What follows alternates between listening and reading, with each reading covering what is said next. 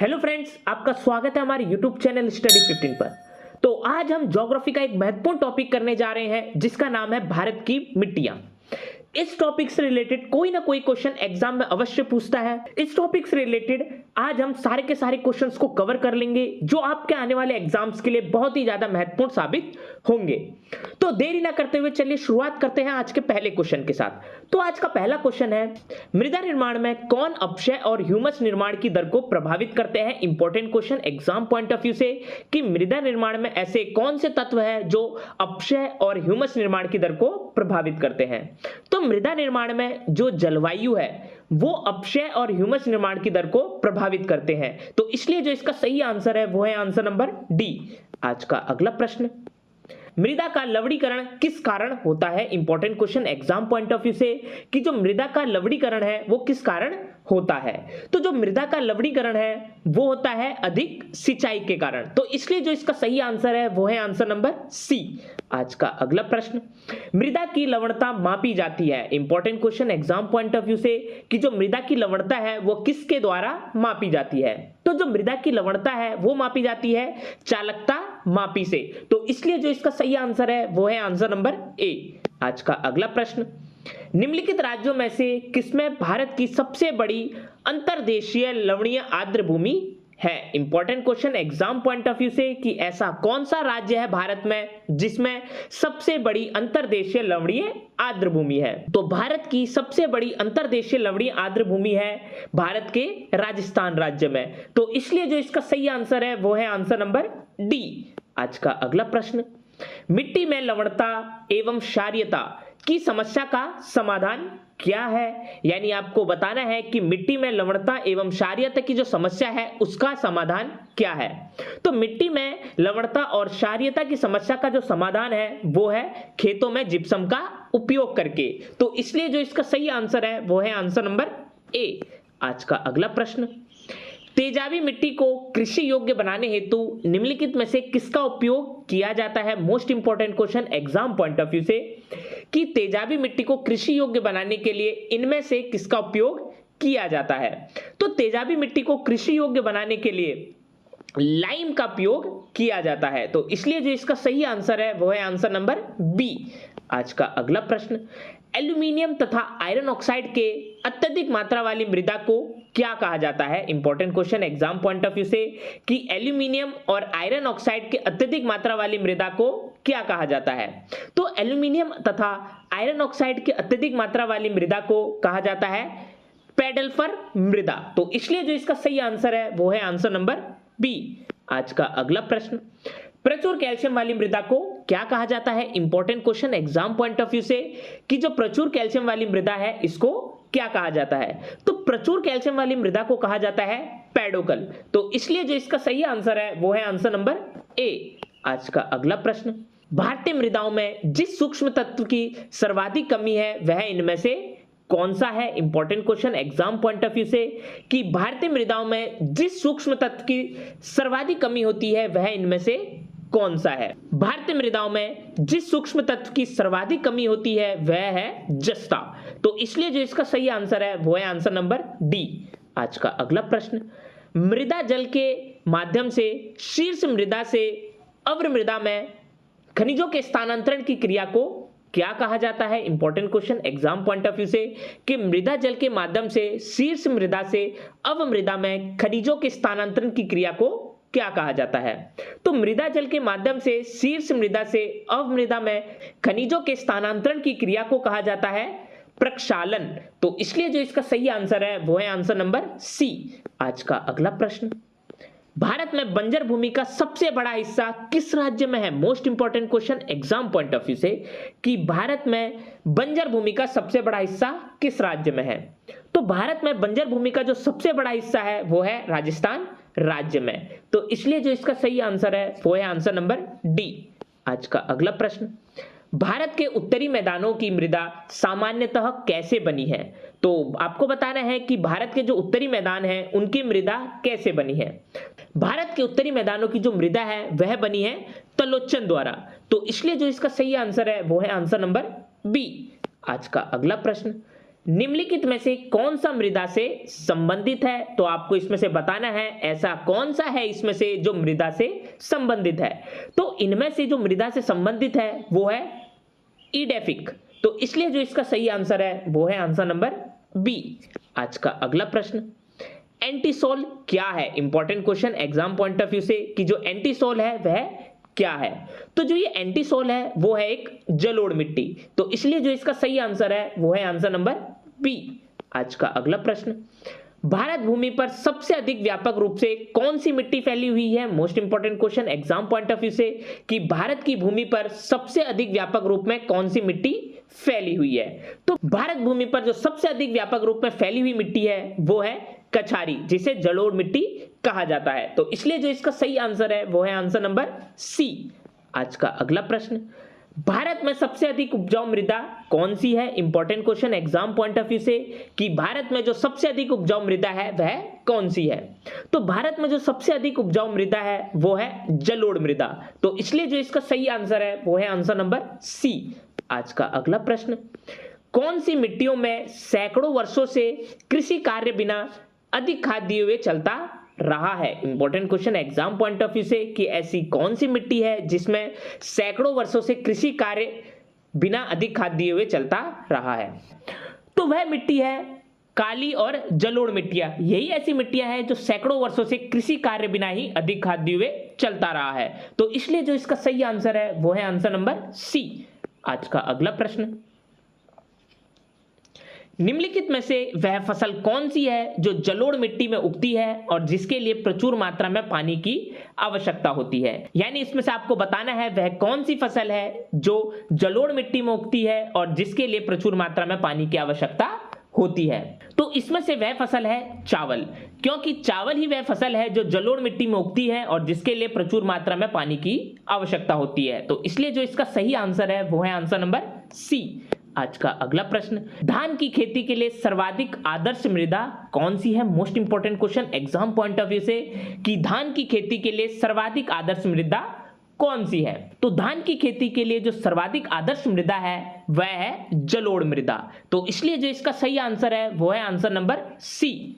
आज का अगला प्रश्न, गंगा की जलोढ़ मृदा की गहराई भूमि सतह के नीचे लगभग कितनी होती है? Important question exam point of view से कि गंगा की जो जलोढ़ मृदा की गहराई है वो भूमि सतह के नीचे लगभग कितनी होती है। तो जो गंगा की जलोढ़ मृदा की गहराई है वो भूमि सतह के नीचे से लगभग 6000 मीटर तक की होती है। तो इसलिए जो इसका सही आंसर है वो है आंसर नंबर बी।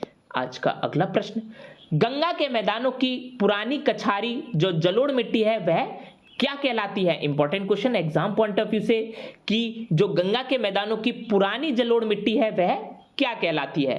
तो गंगा के मैदानों की जो पुरानी जलोढ़ मिट्टी है वह कहलाती है बांगर। तो इसलिए जो इसका सही आंसर है वो है आंसर नंबर ए। आज का अगला प्रश्न, गंगा घाटी में बांगड़ मिट्टी कहां पाई जाती है? Most important question exam point of view से कि गंगा घाटी में जो बांगड़ मिट्टी है वह कहां पाई जाती है। गंगा घाटी में जो बांगड़ मिट्टी है वह पाई जाती है बाढ़ की वर्तमान सीमाओं से ऊपर। तो इसलिए जो इसका सही आंसर है वो है आंसर नंबर सी। आज का अगला प्रश्न, भारत का उत्तरी मैदान किससे बना हुआ है? Important question exam point of view से कि जो भारत का उत्तरी मैदान है वह किससे बना हुआ है। तो भारत का जो उत्तरी मैदान है वो बना हुआ है जलोढ़ मृदा से।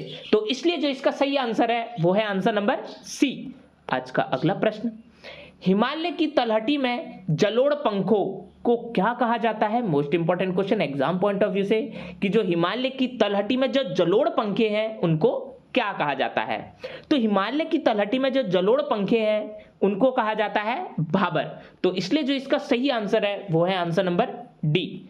आज का अगला प्रश्न, किसी सूक्ष्म प्रदेश में वृहत सारे जलोढ़ संकों के सम्मिलित होने से बना निक्षेपण लक्षण क्या कहलाता है? यानी आपको इसमें बताना है कि किसी भी सूक्ष्म प्रदेश में बहुत सारे जलोढ़ संकों के सम्मिलित होने से जो निक्षेपण लक्षण बनता है वह क्या कहलाता है। किसी सूक्ष्म प्रदेश में वृहत सारे जलोढ़ संकों के सम्मिलित होने से जो निक्षेपण लक्षण बनता है वह कहलाता है बालसोन। तो इसलिए जो इसका सही आंसर है वो है आंसर नंबर ए।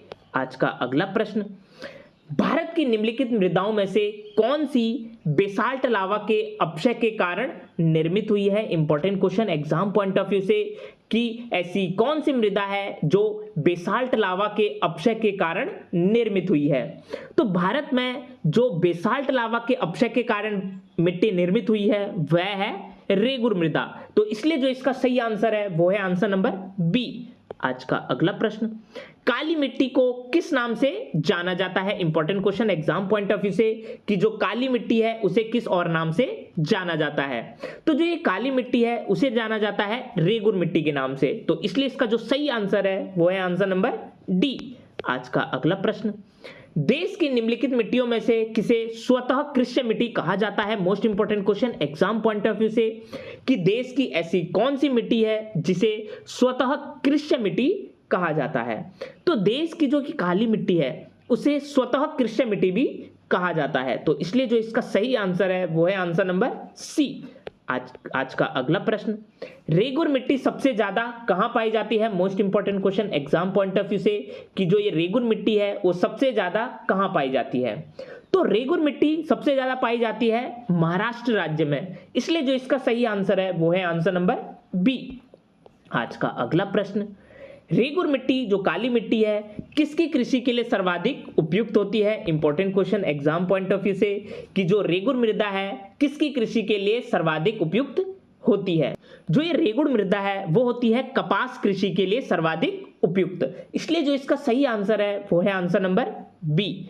आज का अगला प्रश्न, किस मृदा को कम सिंचाई की आवश्यकता होती है क्योंकि वह मृदा नमी को रोक सकती है? Important question exam point of view से कि ऐसी कौन सी मिट्टी है जिसे कम सिंचाई की आवश्यकता होती है क्योंकि वह मृदा नमी को रोक सकती है? तो ऐसी मृदा जिसे कम सिंचाई की आवश्यकता होती है वह है काली मिट्टी। तो इसलिए जो इसका सही आंसर है वो है आंसर नंबर ए।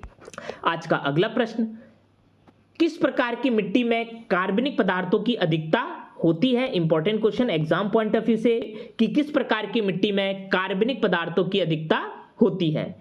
तो भारत में जो ये काली मिट्टी है इसमें सर्वाधिक मात्रा में कार्बनिक पदार्थ पाया जाता है। तो इसलिए जो इसका सही आंसर है वो है आंसर नंबर बी। आज का अगला प्रश्न, महाराष्ट्र में सर्वाधिक मात्रा में पाई जाने वाली उपलब्ध मृदा का प्रकार कौन सा है? यानी महाराष्ट्र में सर्वाधिक मात्रा में कौन सी मिट्टी पाई जाती है? तो महाराष्ट्र में जो सर्वाधिक मात्रा में पाई जाने वाली मिट्टी है उसका नाम है काली मिट्टी। तो इसलिए जो इसका सही आंसर है वो है आंसर नंबर बी। आज का अगला प्रश्न, निम्नलिखित में से कौन सी मृदा कपास की खेती के लिए अधिक उपयुक्त है? इंपॉर्टेंट क्वेश्चन है एग्जाम पॉइंट ऑफ व्यू से, ऐसी कौन सी मृदा है जो कपास की खेती के लिए अधिक उपयुक्त है? तो इसमें से जो एक काली रेगुर मिट्टी है वही क्या है कपास की खेती के लिए अधिक उपयुक्त है। तो इसलिए जो इसका सही आंसर है वो है आंसर नंबर ए। आज का अगला प्रश्न, भारत में काली मिट्टियों के बारे में निम्नलिखित में से कौन सा कथन सही नहीं है? यानी आपको इसमें से बताना है कि ऐसा कौन सा कथन है जो भारतीय काली मिट्टी के बारे में गलत है। तो भारत में जो काली मिट्टी है वह महाराष्ट्र में खूब फैली हुई है, ये एकदम सही है। विकास बेसाल्ट चट्टान पर हुआ है, ये भी एकदम सही है। जैविक पदार्थों में संपन्न परंतु लोहे में विभिन्न, ये गलत है। और जो स्वतः जुताई वाली ये मिट्टियां है यह एकदम सही है। तो इसलिए भारत में काली मिट्टियों के बारे में जो कथन गलत है वह है सी कि जैविक पदार्थ में संपन्न परंतु लोहे में विभिन्न, ये क्या है गलत कथन है। इसलिए जो इसका सही आंसर है वो है आंसर नंबर सी। आज का अगला प्रश्न, निम्नलिखित मृदाओं में कौन सी ग्रेनाइट एवं नाइस के अपक्षय से निर्मित होती है? Important question exam point of view से कि ऐसी कौन सी मृदा है जो ग्रेनाइट एवं नाइस के अपक्षय से निर्मित हुई है? तो इसमें से जो लेटराइट मिट्टी है वही क्या है ग्रेनाइट एवं नाइस के अपक्षय से निर्मित हुई है। इसलिए जो इसका सही आंसर है वो है आंसर नंबर डी। आज का अगला प्रश्न, लेटराइट मिट्टियों के बनने में निम्नलिखित प्रकार के प्रदेशों में से कौन सा सहायक है? Important question exam point of view से कि लेटराइट मिट्टियों के बनने में से कौन सा ऐसा प्रकार है जो सबसे सहायक है? तो लेटराइट मिट्टियों के बनने में जो सबसे ज्यादा सहायक है वो है उच्च वर्षा एवं उच्च तापमान वाले प्रदेश। तो इसलिए जो इसका सही आंसर है वो है आंसर नंबर ए। आज का अगला प्रश्न, लेटराइट उत्पादित होती है, यानी आपको इसमें बताना है कि जो लेटराइट मिट्टी है वह किसके द्वारा उत्पादित होती है। तो जो ये लेटराइट मिट्टियां हैं वो उत्पादित होती है निक्षालन तथा ऑक्सीकरण द्वारा। तो इसलिए जो इसका सही आंसर है वो है आंसर नंबर सी। आज का अगला प्रश्न, लेटराइट मिट्टी महत्वपूर्ण रूप से कहां पाई जाती है? Important question exam point of view से कि जो ये लेटराइट मिट्टियां है वो महत्वपूर्ण रूप से कहां पाई जाती है। तो जो ये लेटराइट मिट्टियां है वह पाई जाती है मालाबार तटीय क्षेत्रों में, इसलिए जो इसका सही आंसर है वो है आंसर नंबर ए। आज का अगला प्रश्न, मखरेला जिसे लेटराइट मिट्टी कहा जाता है इसका विकास किसका परिणाम होता है? यानी जो ये लेटराइट मिट्टी है उसका विकास किसके परिणाम होता है? लेटराइट मिट्टी का जो विकास होता है वह होता है निथरन यानी लीचिंग के परिणाम से। तो इसलिए जो इसका सही आंसर है वो है आंसर नंबर सी। आज का अगला प्रश्न, ऊंचे क्षेत्रों में लेटराइट मृदा की रचना कैसी होती है? इंपॉर्टेंट क्वेश्चन है एग्जाम पॉइंट ऑफ व्यू से कि ऊंचे क्षेत्रों में जो लेटराइट मृदा है उसकी रचना कैसी होती है। तो ऊंचे क्षेत्रों में जो लेटराइट मृदा है उसकी रचना होती है अम्लीय। तो इसलिए जो इसका सही आंसर है वो है आंसर नंबर सी। आज का अगला प्रश्न, क्या मिट्टी की ऊपरी परत में स्थित रसायनों का पानी में धुले होने के कारण मिट्टी की निचली परतों में या भूजल में होने वाला संचालन है? यानी आपको बताना है कि ऐसा क्या है जिसमें मिट्टी की ऊपरी परत में स्थित रसायनों का पानी में धुले होने के कारण मिट्टी की जो निचली परतों में या भूजल में होने वाला संचालन है। तो ये जो लीचिंग है वो मिट्टी की ऊपरी परतों में स्थित रसायनों का पानी में धुले होने के कारण मिट्टी की निचली परतों में होने वाला संचालन है। तो इसलिए जो इसका सही आंसर है वो है आंसर नंबर डी। आज का अगला प्रश्न, भारत के पूर्वी और पश्चिमी तटों में पाई जाने वाली मिट्टी कौन सी है? Important question exam point of view से कि भारत के पूर्वी और पश्चिमी तटों में जो पाई जाने वाली मिट्टी है वह कौन सी है? तो भारत के पूर्वी और पश्चिमी तटों में पाई जाने वाली मिट्टी है लेटराइट मिट्टी। तो इसलिए जो इसका सही आंसर है वो है आंसर नंबर बी। आज का अगला प्रश्न, निम्न में से किन राज्यों में आपको गुलाबी मिट्टी मिल सकती है? Important question exam point of view से कि ऐसा कौन सा राज्य है जिसमें आपको गुलाबी लेटराइट मिट्टी मिल सकती है। तो भारत में जो पश्चिम बंगाल और आंध्र प्रदेश राज्य है इसमें आपको गुलाबी लेटराइट मिट्टी मिल सकती है। तो इसलिए जो इसका सही आंसर है वो है आंसर नंबर ए। आज का अगला प्रश्न, निम्नलिखित में से किस राज्य में लेटराइट मिट्टी पाई जाती है? Important question exam point of view से कि ऐसे कौन से राज्य है भारत में जिसमें लेटराइट मिट्टी पाई जाती है।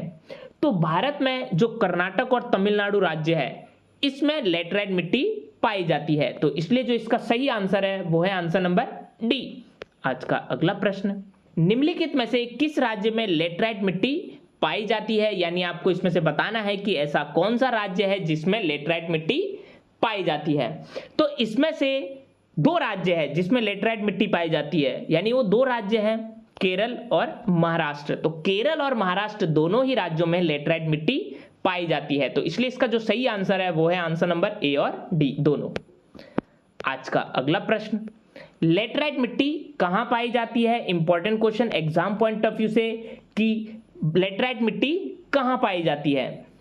तो ये लेटराइट मिट्टी है वह पाई जाती है आर्द्र तथा शुष्क जलवायु वाले उष्णकटिबंधीय क्षेत्रों में। तो इसलिए जो इसका सही आंसर है वो है आंसर नंबर डी।